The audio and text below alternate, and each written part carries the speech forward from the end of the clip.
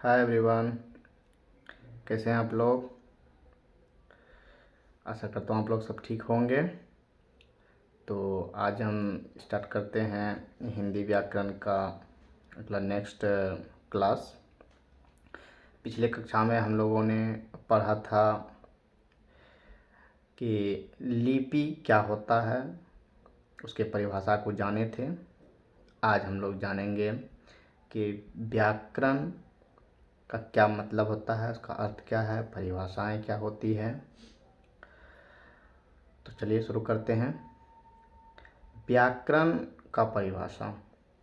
व्याकरण वह शास्त्र है जो हमें किसी भाषा के शुद्ध रूप को लिखने, पढ़ने और बोलने का ज्ञान कराता है। किसी भी भाषा, कोई भी भाषा हम लोग पढ़ते हैं, उसका अपना एक व्याकरण होता है कि उस भाषा को शुद्ध रूप में कैसे लिखा जाए, पढ़ा जाए, बोला जाए, इसको जानने का एक व्याकरण है।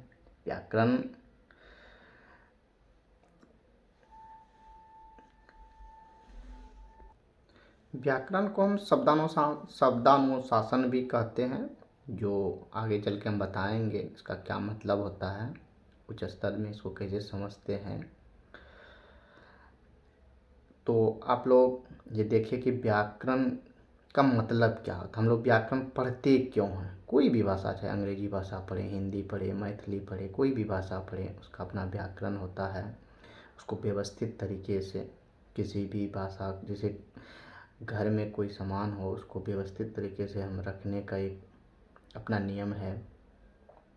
उसी प्रकार व्याकरण में भी है कि कौन शब्द कहाँ होंगे, एडजेक्टिव कहाँ होगा, अर्थात विशेषण कहाँ होगा, संज्ञा कहाँ होगी, सर्वनाम कहाँ होगा, इन सबको कैसे हम व्यवस्थित करेंगे और शुद्ध वाक्य क्या होगा, लिखने में, बोलने में, पढ़ने में क्या कोई अंतर होता है। इन सब चीज़ों को हम व्याकरण के माध्यम से ही अच्छे तरीके से जान पाते हैं, समझते हैं।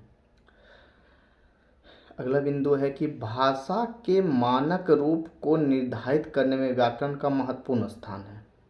कोई भी भाषा हो, उसका एक मानक रूप कैसे, जैसे कि हिंदी पहले एक बोली, खड़ी बोली थी, वह आगे चल के भाषा बना, तो उसका मानक रूप हिंदी की कई बोलियां हैं, उसमें खड़ी बोली को आगे चल के हमने भाषा का रूप दिया। बोली आगे चल के भाषा में डेवलप्ड होता है, तो उसका एक मानक रूप देना पड़ता है। तो उसका मानक रूप हम कैसे निर्धारित करेंगे, नहीं तो कोई कुछ भी लिखेगा, लगेगा सब सही ही है। तो व्याकरण के माध्यम से हर भाषा का एक व्याकरण होता है, जिसके माध्यम से उस भाषा को हम मानक रूप दे पाते हैं।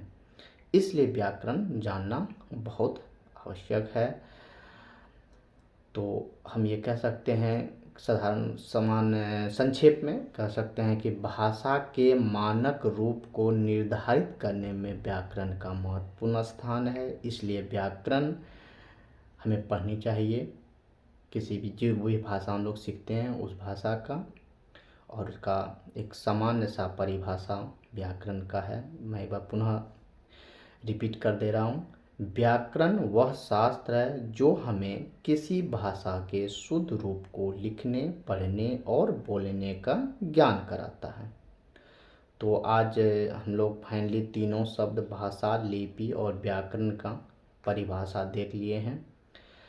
अब हम अगले कक्षा में, जो नेक्स्ट वीडियो मेरा आएगा, उसमें हम लोग भाषा को डिटेल्स में पढ़ेंगे, फिर लिपि को डिटेल्स में पढ़ेंगे और फिर व्याकरण को डिटेल्स में पढ़ेंगे। और तब इस पे जो क्वेश्चन होगा, कुछ ऑब्जेक्टिव होगा और कुछ वन लाइनर जो याद करने वाली फैक्ट होगी, वो हम आपको बताएंगे। तब फिर ये अध्याय समाप्त होगा। नेक्स्ट अध्याय में फिर हम अगली बातें करेंगे। तो थैंक यू आप लोगों को। मस्त रहिए, खुश रहिए और पढ़ते रहिए, ठंड से बचे रहिए। थैंक यू, धन्यवाद।